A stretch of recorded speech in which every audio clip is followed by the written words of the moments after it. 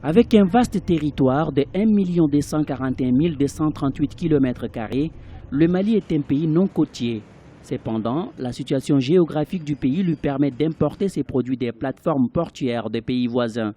En effet, le Mali est frontalier à 7 pays dont 5 disposent d'un accès à la mer. Les chargeurs maliens empruntent fréquemment les ports d'Abidjan et de Dakar. Cependant, ils sont souvent confrontés à des difficultés administratives et logistiques. Nous n'avons aucune emprise sur le coût du transport maritime, ce qui est déjà un handicap important.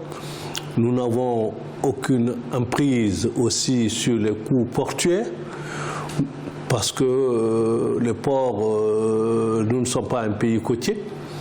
Et nous avons aussi le transport après du port jusqu'à destination. Et chacun de ces postes mérite une négociation, mérite une longue discussion, un long entretien, un entre-genre assez spécifique pour que cela soit. Ça voudrait dire négocier avec les armateurs, négocier avec les ports, négocier avec les transitaires, négocier avec les transporteurs. Voilà un peu. Nous avons des difficultés à tous ces niveaux-là pour que la marchandise revienne le moins cher possible. Le transport routier malien constitue un important pilier de l'intégration sous-régionale.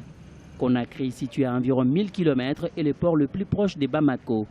Mais le relief accidenté ne favorise pas l'accès à ces ports.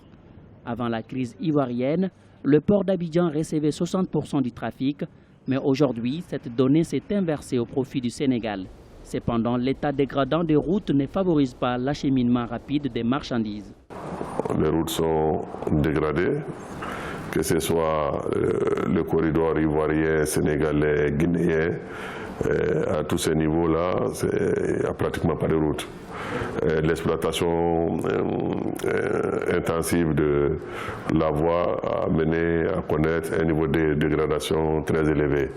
Ça, c'est une des difficultés. La deuxième difficulté que nous avons aujourd'hui en tant que transporteurs, c'est un peu la mise en application de la charge à l'essieu. Le gouvernement du Mali, en plus des entrepôts dont il dispose dans les ports de ses pays voisins, exception faite de l'Algérie, a entrepris la construction des ports secs aux portes d'entrée de son territoire.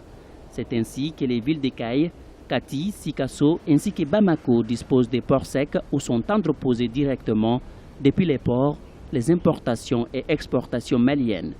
Aujourd'hui, l'ambition des autorités étatiques est de faire du Mali un hub de commerce et d'échange entre le Maghreb et l'Afrique subsaharienne.